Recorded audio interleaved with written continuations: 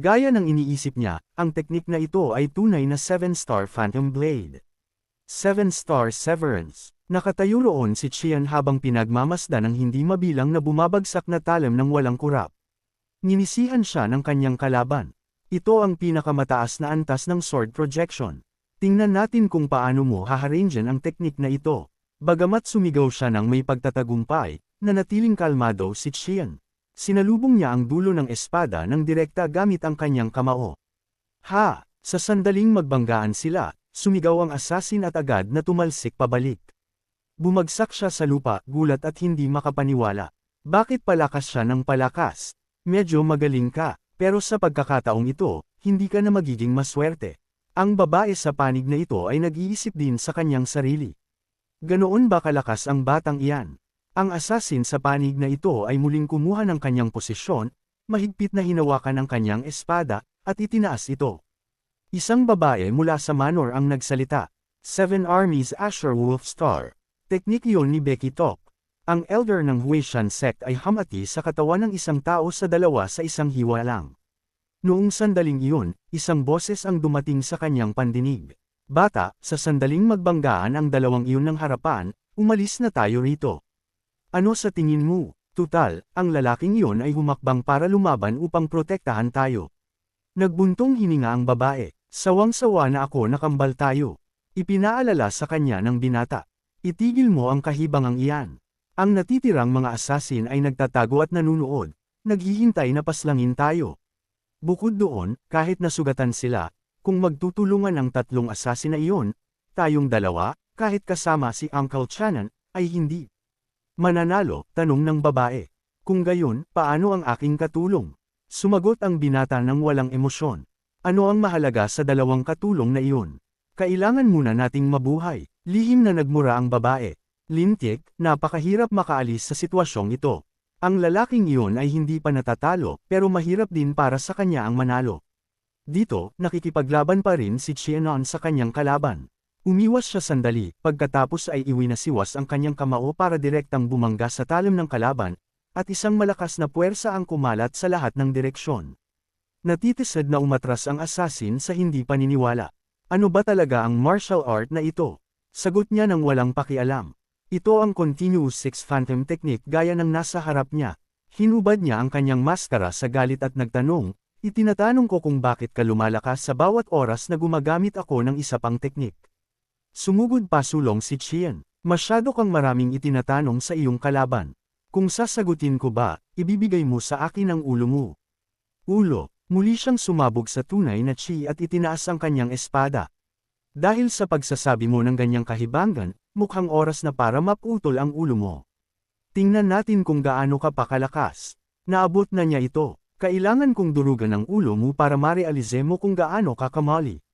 Muling nagbanggaan ang dalawang panig ng marahas, at ang isang suntok niyang ito ay lumipad. Ang dalawa ay itinulak pabalik ng recoil at ang assassin ay lalong hindi makapaniwala. Ang lakas niya ay patuloy na lumalakas. Saan ito nagtatapos? Muling sumugod si Qian. Mayroon pang isang huling hampas. Nang makita ito, ang babae sa likuran niya ay sumigaw ng malakas. Lahat kayo tumabi. Ang dalawa sa harap ay sumugod patungo sa kanilang kalaban muli sa oras na ito. Dito, tinanong ng babae ang higanteng lalaki sa pamamagitan ng telepathy. Uncle Qian, ang husay ba ng batang iyon ngayon ay kapantay na ng sa iyo? Sumagot siya, sa ngayon, oo, tunay na hindi ka panipaniwala, pero palakas siya ng palakas.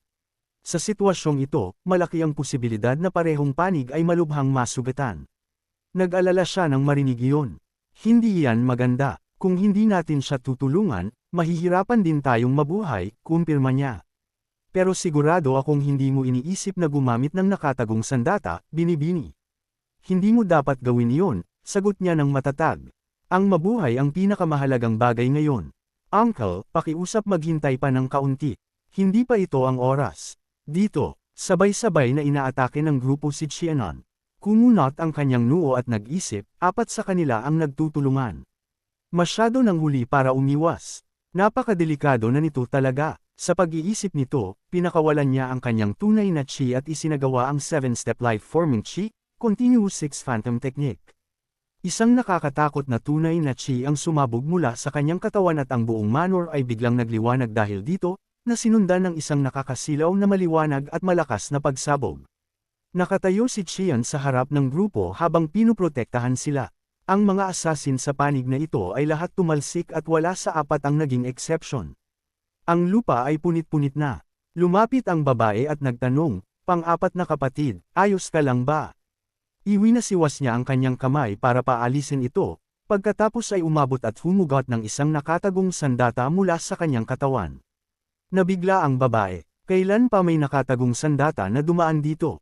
Ang grupo ni Qian ay lubhang nagulat din at hindi makapaniwala. Sumulyap sa gilid ang higanteng lalaki at nagsabi, "May isa pa bang assassin?"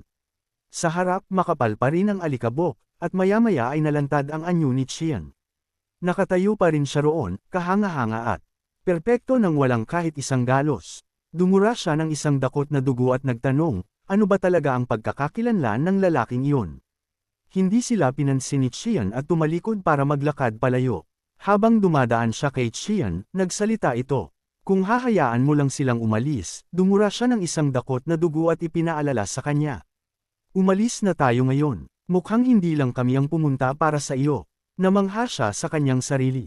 Bata pa siya, pero ang kanyang pagpapasya ay napakalmado at matalas, pero parang nakita ko na siya sa kung saan bago rito.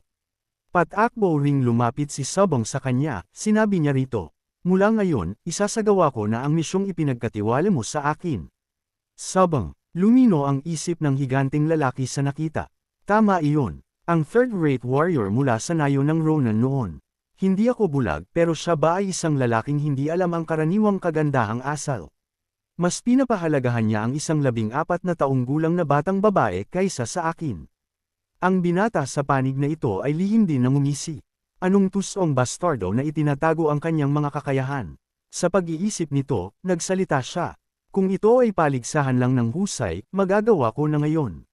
Dito, itinuro ni Qian ang babae sa harap at nagtanong, "Ikaw ba ang Panginoon ni Sabong? Kung gayon, mula ngayon hanggang sa wala ng panganib, protektahan kita." Nagtanong ito pabalik sa kalituhan, "Hindi ba't narito ka para patayin kami?" Kinumpirma niya, "Tama iyon, hindi mo ba narinig? Si Sabong ang unang umupa sa akin. Nangako na akong tutulungan ang batang iyon. Ang hiling niya ay protektahan ka." Nang marinig ito, ang kanyang puso ay napuno ng mga katanungan. Anong pera ang mayroon ng batang iyon para makapag-upa ng ganoong assassin? Sinulyapan siya ni Qian at nagsabi, 2 dumpling. Ang grupo ay lahat nalito nang marinig iyon. Anong pinagsasabi ng lalaking iyon? Nagpaliwanag si Qian, ang bayad para sa pagprotekta sa inyong 2 magkapatid ay 2 dumpling. Natigilan ang binata. Ano, seryoso ka ba sa sinabi mo? Ipinagpatuloy ni Tian. Minamaliit mo ang halaga ng 2 dumpling. Darating ang araw na matatanto mo ang halaga nito. Sumanghal ng hindi maganda ang binata at hindi sumagot. Tila hindi masyadong nag-alala si Qian at tumalikod para tawagin si Sabong. Sabong, Tara narito. Nag-aalala siya, pero ang binibini ay, "Sandali lang po. Mag-eempake lang ako ng ilang magaan at simpleng gamit dito." Dito, huminga ng malalim si Qian at nag-isip sa sarili, "Kailangan kong bawiin ang aking mug singing gong." Bumagsak ang lalaking iyon bago ko pa magamit ang huling teknik. Pero kung kinailangan kong gamitin ito, nanganib sana ako pagkatapos. Ang teknik ay babalik sa orihinal nitong estado pagkatapos ng isang shin, pero kung may kalaban na lilito sa oras na iyon, magiging napakadelikado. Dito, ginagamot ng babae ang kanyang kapatid at nagpaliwanag, "Paalis na sila. Hindi mo na siya pwedeng atakihin." Nagpakawala ito ng mahabang buntong hininga. "Kailangan kong padaluyin ang aking chi at i-regulate ang aking paghinga ngayon." Umalis na ang grupo ni Qian nang magkakasama. Naglalakad siya at nag-iisip, "Kulang pa rin ako. Hindi ko man lang magamit ng maayos ang martial arts na ipinagsanay ko. Ginamit ko lang ang siphon mogsinggang at ang yumbin ng magkasama at hindi ko man lang na-control ng maayos ang aking lakas. Halos narating ko pa lang ang ika-6 na yugto ng Sipjan Mukiinggong. At kahit ang alas ko, ang Yekimbiyanga, ay hindi na ipakita ang tamang lakas nito. Nakakahiya, bukod dito, hindi ko nailapat ang Chilbani at ang harmonya ng mug ay naging gulo. Kailangan ko pang magsaliksik at magsanay. Kung gayon, hindi ako pwedeng matalo. Kung matatalo ako, masasaktan ang aking dangal. Hindi pwede iyon. Ang eksena ay lumipat sa Marshall Alliance. Isang boses ng hindi paniniwala ang umalangaw mula sa loob. Nabigo sila. Ang kailangan lang nilang gawin ay labanan si Qian, ang magkapatid na Muga, at ang batang iyon, at nabigo sila. Inihampas niya ang kanyang kamao sa lamesa sa galit at nag-isip. Nag-upa pa ako ng 2 sa 5 ultimates at ang pinakamagaling na mga assassin mula sa nayon ng Ronin. Higit pa roon, nag-upa ako ng 3 pang assassin, at nabigo pa rin sila. Ano ba talaga ang nangyayari para maglakas loob na mag-iwan ng mantsa sa aking sandata, ang Crouching Dragon Military Advisor? May inilabas ang nasasakupan at nagulat. May naipadala na ring ulat. Mabilis niyang kinuha ang ulat at binuksan ito. Lahat ng ito ay dahil sa isang batang assassin sa kanyang maagang 20s. Inasikaso niya ang 2 nangungunang assassin ng mag-isa, parehong ganap na napawalang bisa, at ang laban ay napagpasyahan ng mga kamao. Bukod dito, lalo siyang lumalakas sa bawat teknik na ginagamit niya. Hindi pa rin malinaw kung anong klaseng martial art ito, pero hindi ito ang Chilo Mujoka na bumalik mula sa mga patay sa isang labanan 300 taon na ang nakalipas. May saysay ba ito? Noong sandaling iyon, isa pang boses ang umalangaw mula sa labas. Sir, dumating na po si Chief Bukong Yean. Sa pagkakarinig nito, inutusan niya ang kanyang nasasakupan na papasukin siya. Nagmamadali niyang inayos ang kanyang damit. Maya-maya, isang magandang babae ang pumasok. Nabulol siya. Tuloy ka, Chief Bukong. Itiniwas nito ang ulo sa kanya. Bukong Yean, ang panganay na anak ng pamilyang Bukong at Sword Empress, naglilingkod sa inyo. Sumagot din siya ng pagbati ng magalang. Hindi na kailangan ng ganyang mga grandiosong formalidad sa pagitan natin. Pagkatapos ay nagtanong siya, nabalitaan kong nabigo ang misyon. Ngumiti siya at kumpirmado. Sa ngayon, oo, patuloy niya. At ang military advisor na si Jumba ang unang nakarinig ng balitang ito. Nagpaliwanag siya, tao lang ako. Bukod doon, mayroong hindi inaasahang variable sa misyong ito. Nabigla si Bukong Yean. Isang variable, paliwanag niya. Nabalitaan kong isang assassin mula sa nayon ng Ronin ang nagkanulo sa atin. Ayon sa ulat, tumanggap siya ng misyon ng iba bago natanggap ang sa atin. Marahil ay nalantad ang ating impormasyon, kaya kumuha sila ng isa pang bodyguard.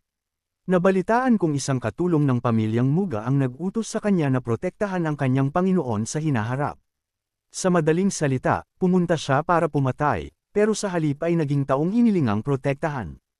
Ayon sa mga tuntunin, ang katulong at ang magkapatid na Muga ang unang nag-upa sa kanya, kaya pinrotektahan niya sila. Nabigla siyang marinig iyon. Mukha itong isang heroic novel, pero sa anumang kaso, ang mga ipinadalang assassin ay hindi dapat naging ordinaryo. Ipinagpatuloy niya, curious din ako sa puntong iyan, patuloy niya. Ang katulong ng pamilyang Muga ay dapat na mayaman para makapag-upa ng isang assassin sa antas na iyon. Sa tanong na ito, hindi niya alam kung paano sisigat sandali. Well, ang balita ko ay ang bayad ay 2 dumpling. Nang marinig ito, hindi mapigilan ni Bukong Yin ang matigilan. 2 dumpling, paliwanag niya. Iyon ang narinig ko, nang marinig ko ito mula kay My Hong, isa sa 5 ultimate assassins, hindi rin ako makapaniwala kung totoo nga. Namangha si Bukong Yin. Ang itaya ang buhay para sa 2 dumpling lang, kailangang kilalanin ko ang kanyang espiritu at katapatan. Pero ang katotohanan na ang bayad ay 2 dumpling lang ay mahirap pa ring intindihin, sagot niya. Sa opinyon ko, kung hindi dahil sa mga dumpling na iyon, ang assassin na iyon ay baka namatay na sa gutom. Nahihirapan pa rin siyang maniwala. Gayunpaman, para tuparin niya ang kanyang pangako para lang sa isang mahinang pangako, dapat siyang maging isang napakarangal at matuwid na tao. Nagbuntong hininga siya. Kaya naman medyo nakakapanghinayang din para sa akin. Naguluhan si Bukong Yin. Anong ibig mong sabihin? Sumagot siya. Ang ibig kong sabihin ay lahat ng sangkot sa bagay na ito ay dapat mamatay, medyo nadismaya siya. Kailangan ba talagang maging ganoon? Hanggang sa araw na ito, hindi ko pa rin maintindihan kung bakit kailangang mamatay ang magkapatid na Muga. At kung totoo man ang chismis na iyon, iginiit niya. Ang chismis na iyon ay nakumpirmang totoo na.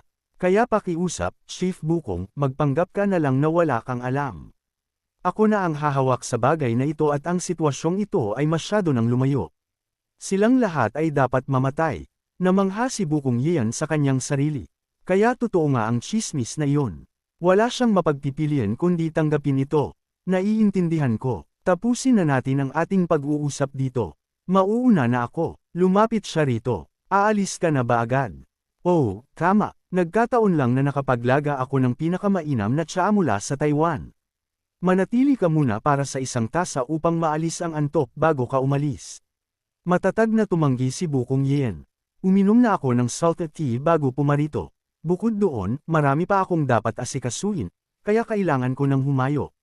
Pagkarinig nito, pabayan niyang nabitiwan ang kanyang tasa ng tsaa. Kung gayon, kailangan mong bumalik para sa isang tasa ng tsaa sa susunod.